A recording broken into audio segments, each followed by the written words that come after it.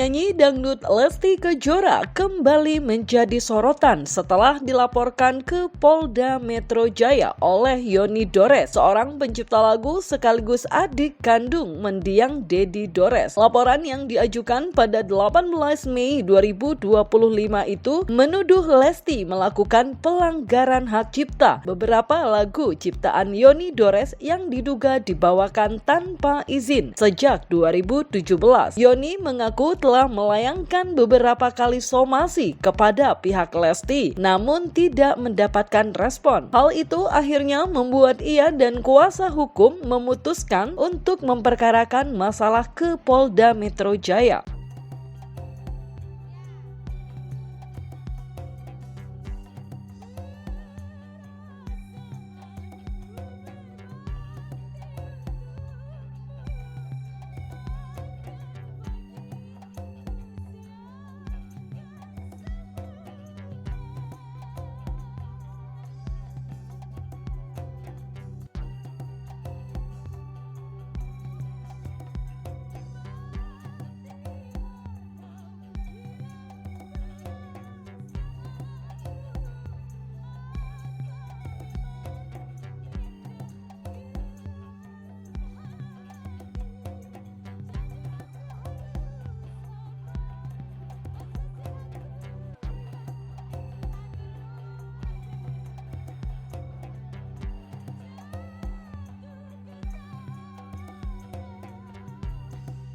Awalnya tidak ada kepikiran untuk menggugat.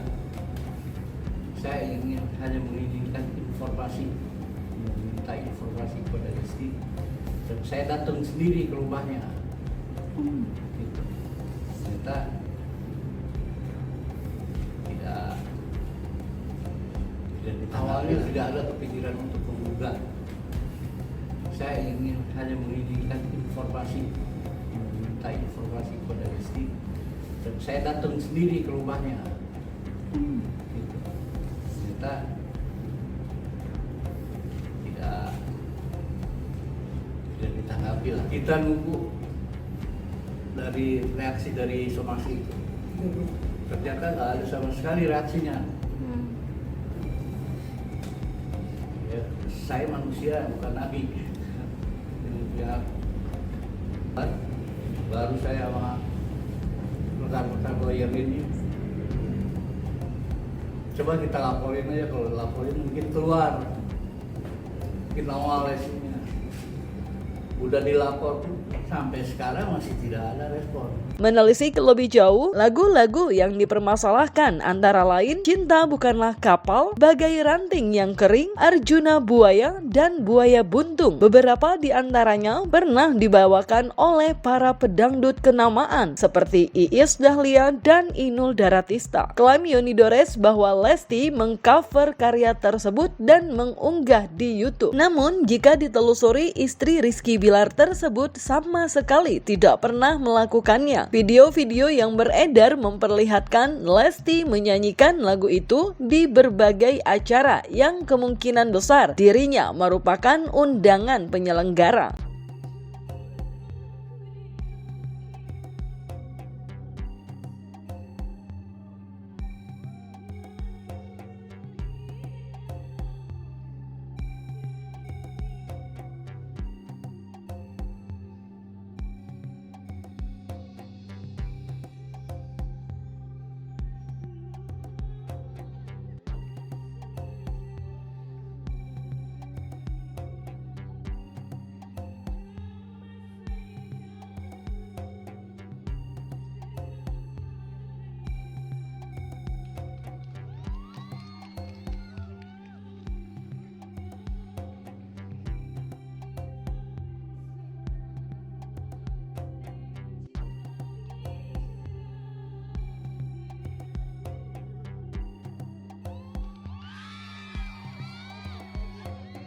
Ini apa sih bahas-bahas masalah royalti? Udah, itu udah lama ngirim ke gua. Itu udah diurusin teman-teman, udah. Insya Allah tenang. Menanyakan betul ini Lesti bikin ini, nyanyi lagu ini, tuh.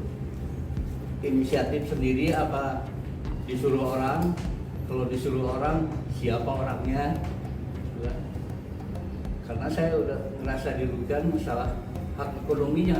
Ya, ada mekanisme di undang-undang. Jadi CEO yang harusnya melapor ke WANI.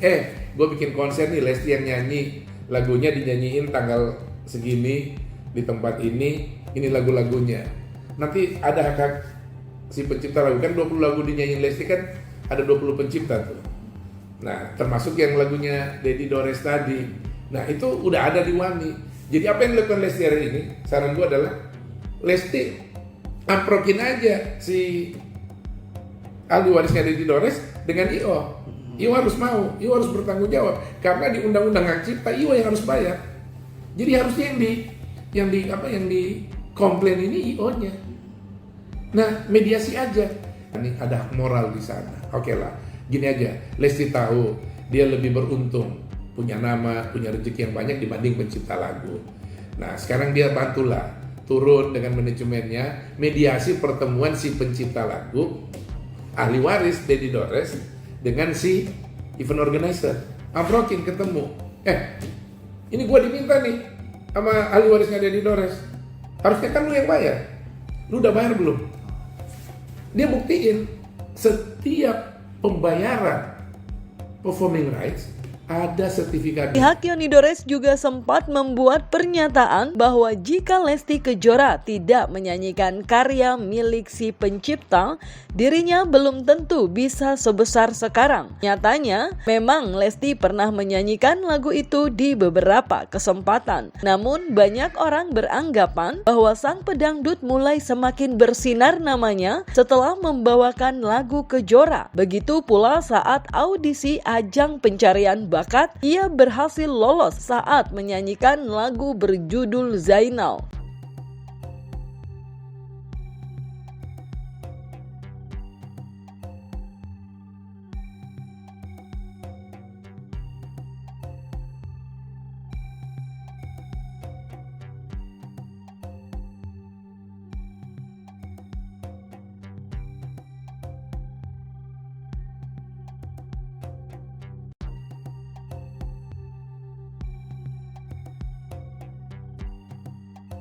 Kalau dia nggak bagus nyanyi lagu itu, nggak mungkin dia menang, nggak mungkin sekarang dia jadi artis. Harusnya tahu terima kasih dong. Kita ketemu, ini maunya apa? Padahal aja sih. mungkin boleh dikatakan lagu itulah yang mengangkat namanya. Dia bisa menang di acara itu karena lagu tersebut. Kalau dia nggak bagus nyanyi lagu itu, nggak mungkin dia menang, nggak mungkin sekarang dia jadi artis. Saya sampai ke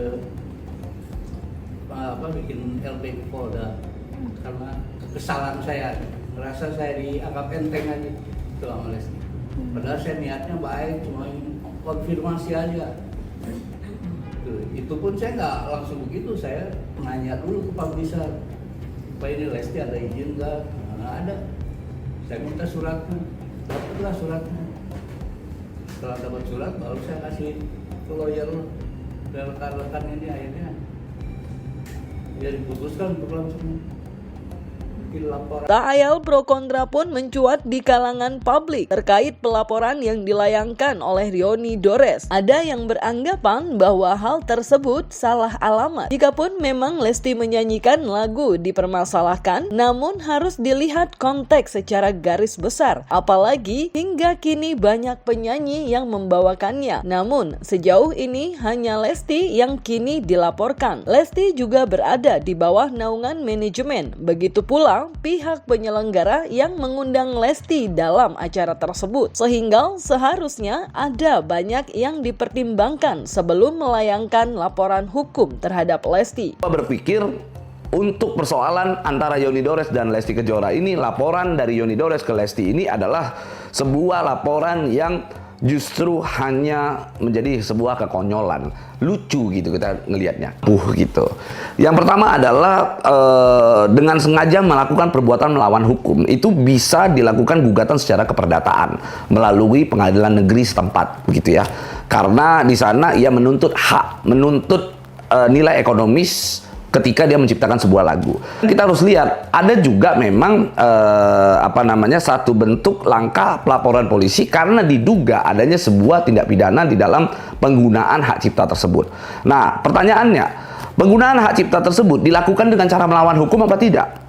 Apakah dia melakukan penyanyian membawakan lagu tersebut ini dengan sengaja dan tanpa hak atau tidak. Kalau memang dia diberikan ruang oleh si penyelenggara acara, lalu YouTube tersebut juga memang milik orang lain, maka itu tidak bisa dipidana. Dari mana jalan? Nah, kalau kita bicara hak ekonomis terhadap seseorang tersebut, harusnya dia juga paham bahwa hak ekonomis tersebut bukan ditagihkan kepada si orang yang menyanyikan lagu tersebut.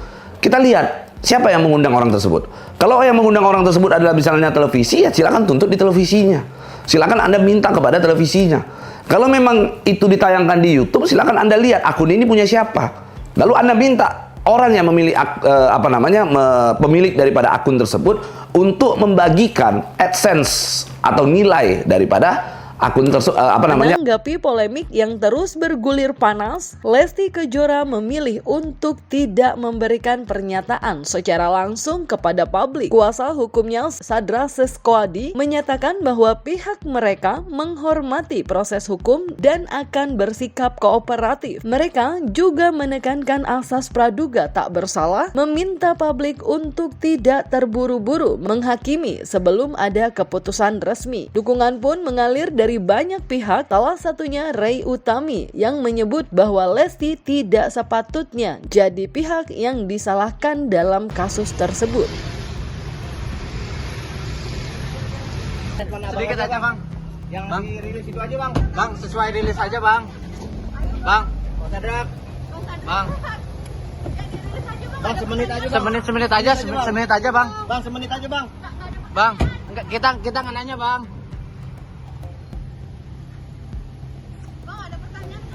Pertanyaan aku adalah kenapa baru sekarang setelah kejadian itu katanya 2017, 18, 19, 20, 21, 22, 23, 24, 25, 8 tahun lamanya. Apakah karena pada saat itu Lesti masih biasa-biasa saja dan sekarang dia sudah punya nama besar dan dia sudah menjadi terkenal dan dia sudah menjadi kaya raya, hidupnya bahagia, fansnya banyak, fansnya militan. Kenapa baru digembar-gembarnya? Karena trigger orang nih pemberitaan. Ada artis-artis yang anggota DPR yang yang membahas royalti lagu ya kan, hak cipta lagu.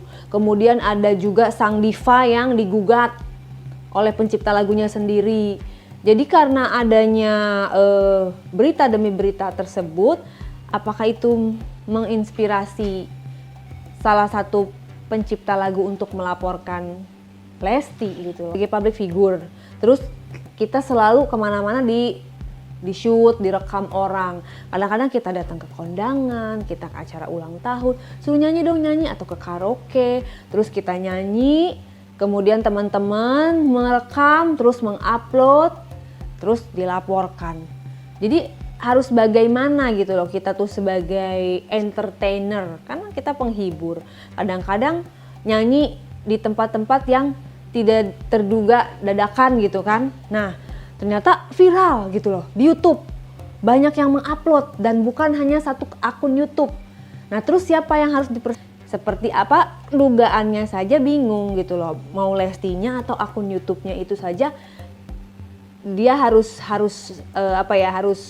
benar-benar pasti, jangan sampai nanti kalau tidak masuk atau apa nanti bisa dilaporin balik. Pesan untuk Lesti, nyanyi sebanyak-banyaknya, manggung sebanyak-banyaknya, berkarya sebanyak-banyaknya, happy kalian dengan keluarga, Lesti dengan suami dan anak-anak. Sementara itu, Ketua Lembaga Manajemen Kolektif Nasional atau LKMN Dharma Ratmangun ikut menanggapi masalah pelanggaran hak royalti yang dialami Lesti Kejora dan Yoni Dores. Dharma Ratmangun mengatakan apa yang dilakukan oleh Yoni Dores dengan melaporkan masalah tersebut ke ranah hukum merupakan hanya sebagai pencipta lagu untuk mendapatkan keadilan. Masalah ini kemudian diharapkan bisa menemukan titik terang seperti pesan yang disampaikan oleh Raja Dangdut Rhoma Irama. Yoni dan Lesti diharapkan bisa melakukan mediasi untuk menyelesaikan secara kekeluargaan. Di televisi, di platform digital dan lain sebagainya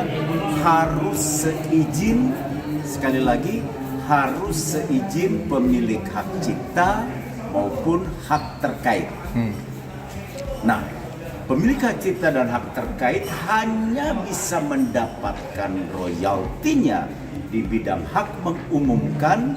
Undang-undang mengatur harus melalui lembaga manajemen kolektif di seluruh dunia. Pada tahun 2014 mengamanatkan seluruh pemilik hak cipta dan hak terkait untuk mendapatkan hak ekonominya harus menjadi pemberi kuasa di salah satu LMK, baik itu LMK hak terkait maupun hak cipta. Hak cipta itu pemilik hak cipta atau pencipta lagu. Hak terkait itu penyanyi, pemusik, dan juga produsen fonogram.